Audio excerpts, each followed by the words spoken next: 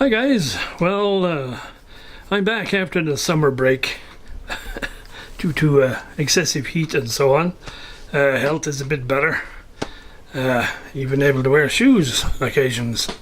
So as you can see, the old Franken Prusa is now pretty much a stock Mark III. I'd like to say that all that went without a hitch, but it did give me the odd little flutter along the way. And I'll maybe put a little backup section to this tape for anybody who's interested. But as I say, so here we are. We have the working Mark III. I've printed out this little guy. That was about 7.5 hour print. I printed this vase, which is I think a little bit shorter, maybe 6.5 hours. And I picked this one to make sure that, because I think it's a good model for checking for any layer registration problems or anything like that. And I even printed out the little gears which all move, which has always impressed me about 3D printing, that it can print an assembled mechanism all in one go. So from here, the only plan now is I have fitted the traditional linear bearings in this, which make a hell of a racket. So I'm gonna put my, I guess, bearings on it at some point. And if I feel particularly brave, I will actually reinstall my own 4 bearing carriage with the, I guess, bearings. And that would be the end. But for now, I'm just flogging this thing to make sure it stays up and keeps running. And so we'll call it the end of the saga, at least for now. There may be small subscript later. So time for my teaser announcement, which is I've found my next project.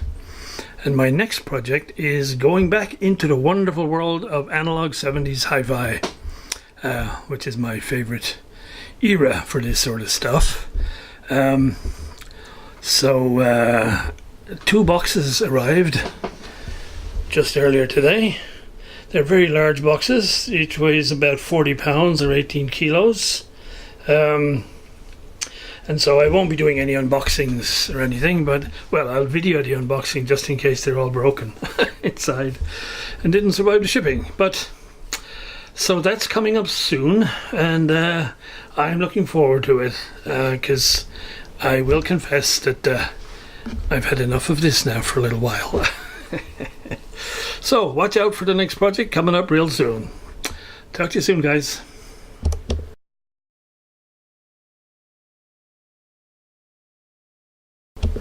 So just a quick summary on the steps to get it to this point.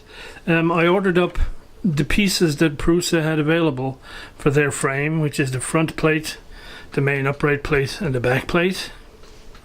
But they didn't sell the extrusions. And so I had to get these 30 by 30 extrusions and drill them and tap them. And so that turns out to be 34 holes you got to drill and tap and make sure everything is nice and square. Otherwise, if things are not square, you'll tend to distort the frame when you tighten everything up.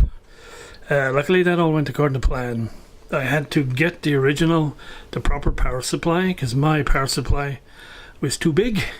And it actually interfered with the extruder when it came over to this side, and so it failed the cell test. I had to completely rebuild the extruder because Prusa changed the whole airflow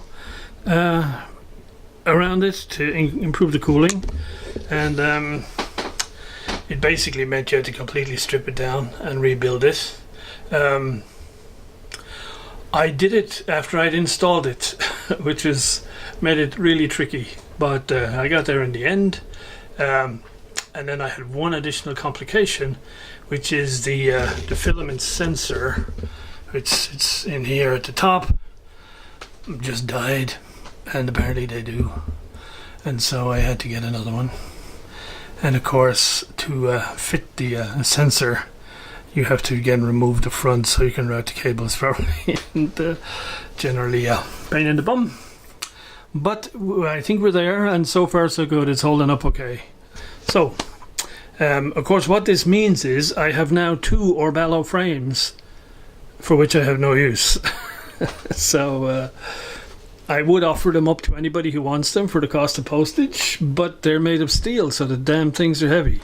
And so unless you live somewhere nearby, in terms of, mainland Europe, I suspect the postage might be a little bit onerous. So yeah, I think they'll hang around for a while before I decide what to do with them. Alright, that's the end of the little backup. So on to my next project.